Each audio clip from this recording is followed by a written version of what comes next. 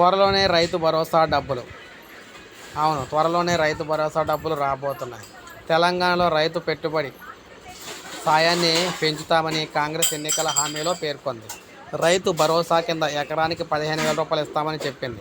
కాగా పంట పెట్టుబడి సాయం ఎప్పటి నుంచి ఇస్తారన్న దానిపై రైతులు ఎదురు చూస్తూ ఉన్నారు. తాజాగా రైతు భరోసా 15,000 సాయంపై మంత్రి తుమ్మల నాగేశ్వరరావు కీలక అప్డేట్ అయితే ఇచ్చారు.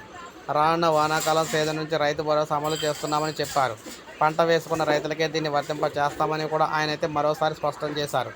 జూన్లో ఎన్నికల కూడా ముగియగానే రైతు భరోసాపై అఖిలపక్ష సమావేశం ఏర్పాటు చేస్తామన్నారు. దీనికి రైతులు, రైతు సంఘాల నాయకులను ఆహ్వానించి అభిప్రాయాలు తీసుకుంటామని మంత్రి తుమ్మల పేర్కొన్నారు. శాసనసభలో మంత్రి మండలిలో చర్చించి పథకం అమలు చేస్తామని చెప్పారు. కౌలుదారులు సాగు చేస్తే వారికే నిధులు ఇస్తామని మంత్రి తుమ్మల నాగేశ్వరరావు కూడా అన్నారు. సో ఈ విధంగా మనం చూసుకున్నట్లయితే రైతు భరోసాపై క్లారిటీ అయితే ఇచ్చారన్నమాట ఈయన. సో మనకి ఎన్నికలు కూడా ముగిసిన తర్వాత దీనికి సంబంధించి డబ్బులు అయితే రాబోతున్నాయి. సో ఒక లైక్ చేయండి, సబ్స్క్రైబ్ చేసుకోకపోతే మన ఛానల్ సబ్స్క్రైబ్ చేసుకొని ఫాలో